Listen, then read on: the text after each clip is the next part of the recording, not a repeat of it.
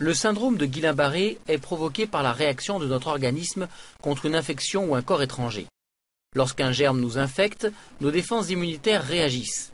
Certains de nos globules blancs, les lymphocytes, sont alors chargés d'attaquer l'agresseur. Mais parfois, le système se dérègle, les lymphocytes se multiplient et se retournent contre notre propre corps. Dans le syndrome de Guillain-Barré, c'est le système nerveux périphérique qui est attaqué, et plus particulièrement la myéline. Voici des neurones avec leur long prolongement.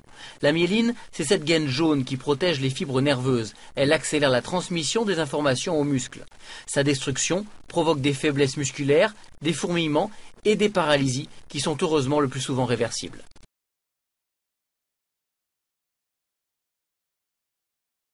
Tout l'enjeu des recherches actuelles est de réussir à mieux décrypter les différentes formes de microcéphalie. Un travail complexe puisque plusieurs centaines de syndromes touchent la croissance du cerveau.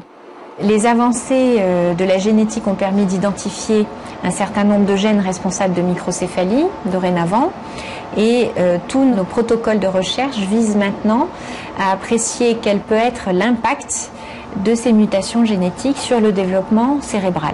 Ici, par exemple, à droite, la représentation des différentes structures anatomiques du cerveau d'un enfant atteint d'une microcéphalie, à côté de celui d'un cerveau de taille normale.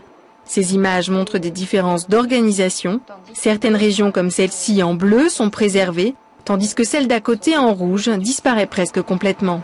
Notre objectif maintenant va être de repérer précisément ces régions qui sont davantage concernées par la microcéphalie pour cibler une rééducation précisément sur ces régions plus affectées que les autres et essayer de développer des connexions dans ces régions-là avec les autres aires corticales pour améliorer les performances cognitives de ces enfants.